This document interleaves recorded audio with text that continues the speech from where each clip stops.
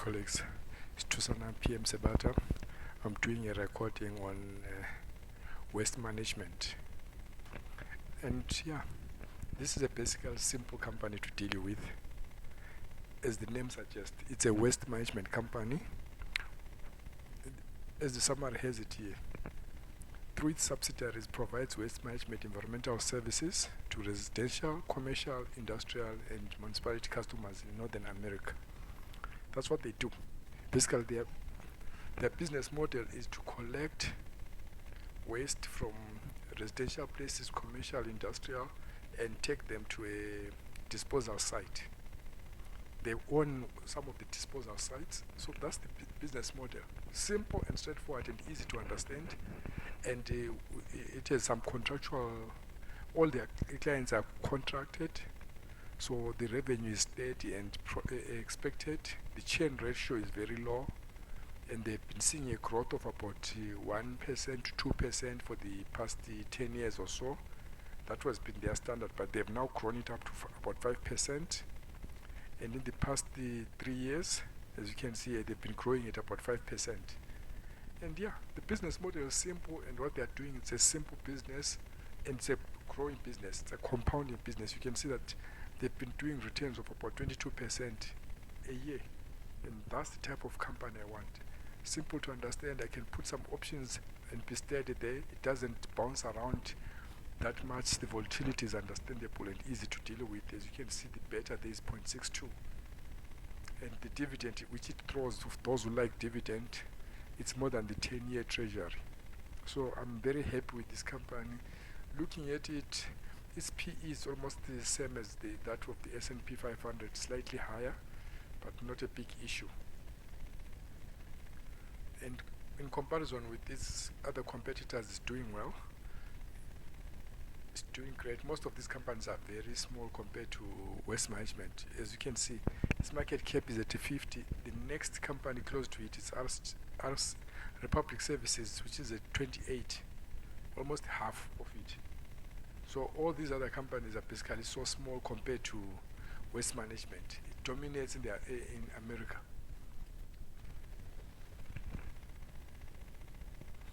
And yeah, so I looked at this company, I liked it. Then I did some, let me go there. I would first of all start with the technical parts and then go to the intrinsic valuation, which I did. On the technical part, it has been going up this current year. Up to there, it's already shown a parabolic flip.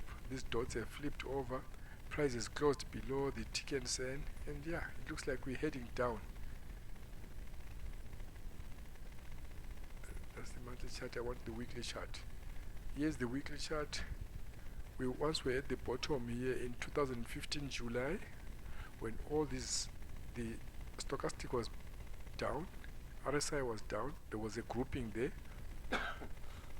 which told us that this was a buy zone here. Since then, the next buy zone which we really have had is been there. When this was almost touching, not need, but we had a grouping there, save it for one, and then it took off. The tops, we had a top there.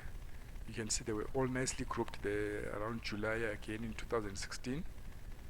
And we had another grouping beginning of 2018. They were all grouped there. That's another top. We have a similar top now. When they all grouped here,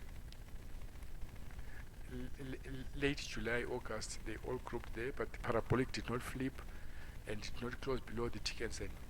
This week, that's the only week when it has closed below the tick sen, and the parabolic has flipped.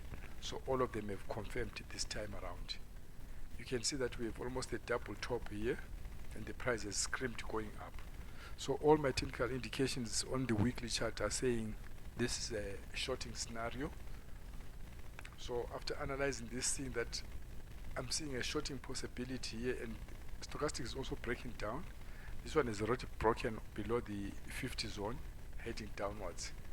If I look at the monthly chart, looks like it's been a one-way trail since 2013. And this will be also due to the fact that they have a legal obligation to keep the prices within a certain range, and they have contracted their business. So their revenue stream is consistent. If they control their costs and they grow their revenue with that small number, they will always be profitable and doing great. That's why you can see the growth there is steady going up. We haven't had that much of a significant pullback. The best pullbacks we have all been below 20% since 2013. And there we are now. We're having this divergence there. We had a grouping in 2018, another one recently, and a big divergence from there to there. So I'm expecting this to fall. But where will I be targeting it? Based on technical analysis, the resistance which we have, the earliest resistance is at around 80 there. That's the closest resistance which we can get there. And just a quick calculation. If we were to get that drop to about 80, that would be 120 minus 8 is 40.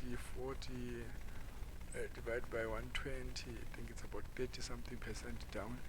Yes, it's a third down, 33% down. Based on the technical analysis, that's where I would expect it to come there, but I'll play options to be able to capture that.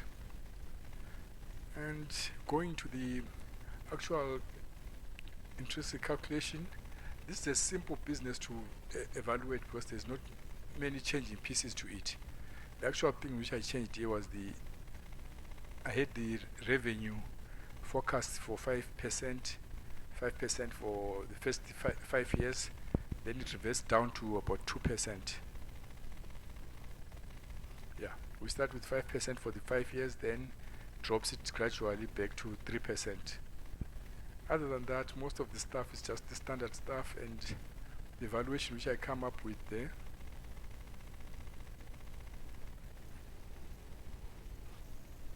Okay. There is Excel not wanting to play along.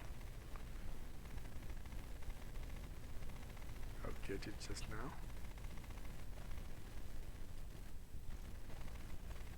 Okay, my valuation came to 89, call it $90, and it's currently trading at about 113 after yesterday's big drop.